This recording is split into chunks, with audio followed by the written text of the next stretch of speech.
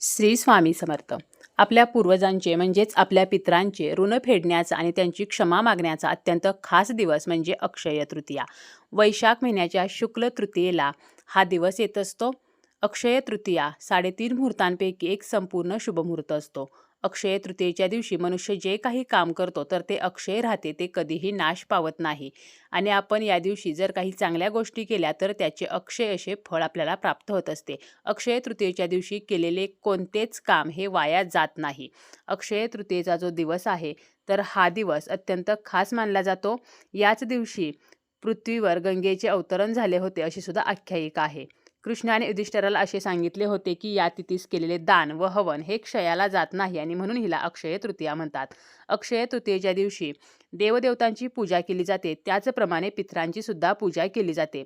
पितरांना उद्देशून या तिथीला काही कर्म केले जाते जे अविनाशी म्हणजेच अक्षय होते. वृंदावनाच्या श्री बाके बिहारीच्या मंदिरात फक्त याच दिवशी श्री विग्रहाचे चरण दर्शन होते आणि बाकीचे संपूर्ण वर्ष ते वस्त्रांनी झाकलेले असते. तसेच परशुरामांचे अवतरण सुद्धा अक्षय तृतीयेच्या दिवशीच झाले होते अशी मान्यता आहे.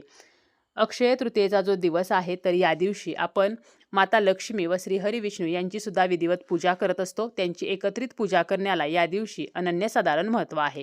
त्याचप्रमाणे या दिवशी पितरांची पूजा केली जाते आणि कराची सुद्धा पूजा केली जाते. आपले पितर म्हणजे आपल्या घरातील ज्या मृत पावलेल्या व्यक्ती आहेत त्यांचे आशीर्वाद प्राप्त करण्यासाठी, त्यांची कृपा प्राप्त करण्यासाठी अक्षय तृतीयेचा दिवस जो आहे तर तो अत्यंत खास असतो. त्याचप्रमाणे हा दिवस पूर्वजांचे ऋण फेडण्याचा दिवस म्हणून पाळला जातो. पूर्वजांच्या स्मृतींना उजाळा देऊन त्यांचे स्मरण केले जाते. मातीचे मडके ज्याला आपण कर म्हणतो ते आणून त्यामध्ये पाणी भरून त्यामध्ये वाळा टाकतात. पळसाच्या पानाच्या पत्रावळीवर व एका द्रोणामध्ये तांदळाची खीर, कैरीचे पने, पुरणपोळी, पापड, कुरडया तर इत्यादी वाढले जाते आणि हे जे आहे तर ते आपण पितर जेवायला घालत असतो. त्याचप्रमाणे ब्राह्मणांना सुद्धा आपण या दिवशी दान जे आहे तर ते करत असतो. यामुळे आपले पितर जे आहेत तर ते संतुष्ट होतात. या दिवशी सुखसमृद्धीसाठी केलेल्या उपासनेमुळे आपल्यावर होणाऱ्या देवतेच्या कृपादृष्टीचा कधीही क्षय होत नाही अशी सुद्धा समजूत आहे. आणि म्हणूनच अक्षय तृतीयेच्या दिवशी आपला पितृदोष नष्ट व्हावा, आपले जे पूर्वज आहेत तर त्यांचा आशीर्वाद आपल्याला प्राप्त व्हावा म्हणून आपल्याला कुत्र्याला एक वस्तू जी आहे तर ती खायला द्यायची आहे. आता ही वस्तू कोणती असणार आहे तर हेच आपण या व्हिडिओमध्ये पाहणार आहोत आणि ती कशा प्रकारे, त्याचप्रमाणे कोणी आणि कधी कुत्र्याला खायला द्यायची आहे तर हे सुद्धा आपण पाहणार आहोत.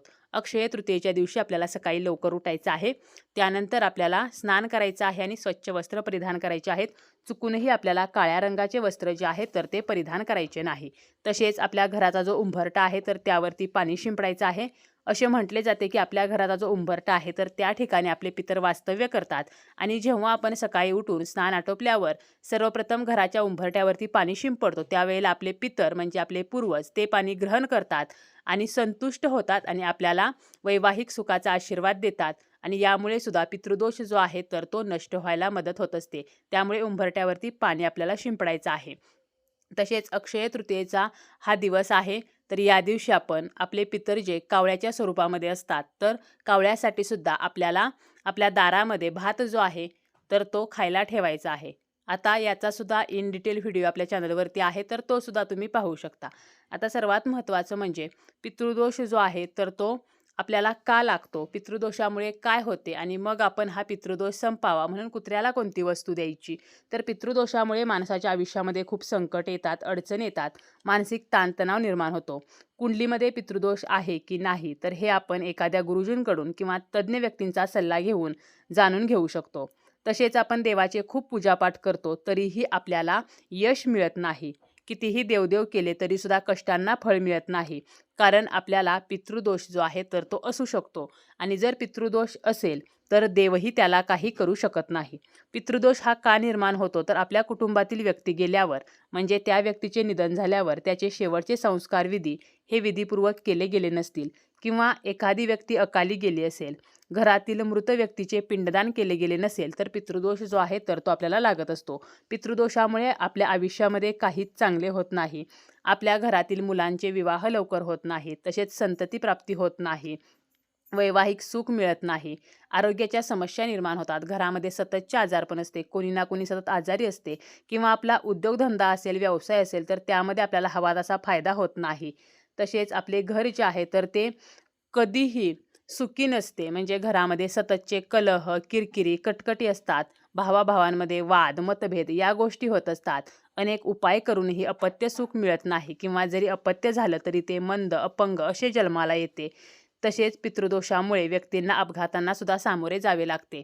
पितृदोष जर असेल तर मग आपण इतर कितीही देवदेव केले किंवा पूजापाठ उपासना केल्या तरी काहीही उपयोग होत नाही.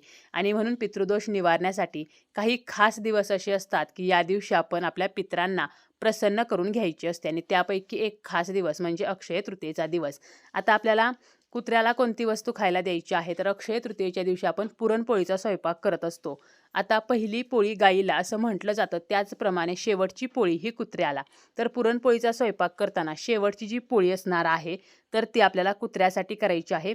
थोडीशी मध्यम आकाराची आपल्याला ही पोळी बनवायची आहे. आणि त्यानंतर आपल्याला उपाय जो करायचा आहे तर तो 12 ते 1 तर या वेळेमध्ये करायचा आहे. 11:30 ते 12 या वेळेमध्ये आपण पितरांची पूजा करत असतो, कराची पूजा करत असतो आणि पितरांची आणि कराची पूजा करून झाल्यानंतर लगेचच आपण हा उपाय जो आहे तर तो करायचा आहे.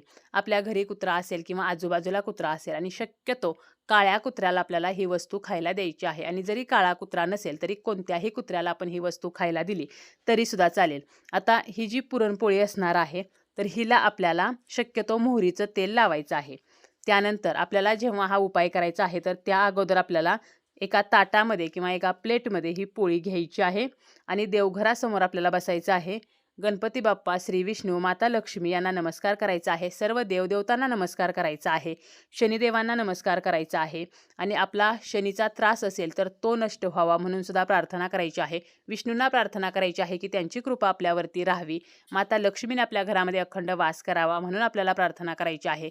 आपल्या जीवनातील सर्व दुःखे जी आहेत तर ती नष्ट व्हावीत म्हणून गणपती बाप्पांना आपल्याला प्रार्थना करायची आहे. त्यानंतर पितृदेवांना आपल्याला नमस्कार करायचा आहे आणि कळत नकळत झालेल्या चुकांची आपल्याला क्षमा प्रार्थना मागायची आहे आणि पितृदोष नष्ट व्हावा म्हणून सुद्धा प्रार्थना करायची आहे. तसेच यमदेवांना आपल्याला नमस्कार करायचा आहे आणि यानंतर आपल्याला ही पोळी जी आहे तर ती काळ्या कुत्र्याला आणि काळा कुत्रा नसेल तर कोणत्याही कुत्र्याला खाऊ घालायची आहे. कुत्रा जो आहे तर तो जलतत्वाचे प्रतीक मानलेला आहे. तसेच शिवपुराणाच्या आधारे आपल्याला ही पोळी कुत्र्याला खायला देताना म्हणायचं आहे की यमदेवांच्या मार्गाचे अनुसरण करणारे श्याम व सबल नावाचे 2 कुत्रे आहेत आणि त्यांना मी हा भोजनाचा भाग देत आहे. त्यांनी तो स्वीकार करावा. तर हे मात्र आपल्याला आवर्जून म्हणायचं आहे. त्यानंतर त्या कुत्र्याला आपल्याला नमस्कार करायचा आहे. काळभैरवांना सुद्धा आपल्याला नमस्कार करायचा आहे. तर अशा प्रकारे पुरणपोळी जी आहे तर ती आपल्याला कुत्र्याला खायला घालायची आहे. आता जर काही कारणाने पुरणपोळीचा स्वयंपाक आपण बनवणार नसू तर आपण ज्या काही चपाती करतो तर शेवटची आपण जेव्हा चपाती करणार आहोत तर त्यावेळेला थोडा मोठा कणकेचा गोळा घ्यायचा आणि त्यामध्ये आपल्याला थोडीशी साखर किंवा थोडा गूळ घालून ती चपाती लाटायची आहे आणि अशी गोड पोळी जी आहे तर ती कुत्र्याला खायला द्यायची आहे.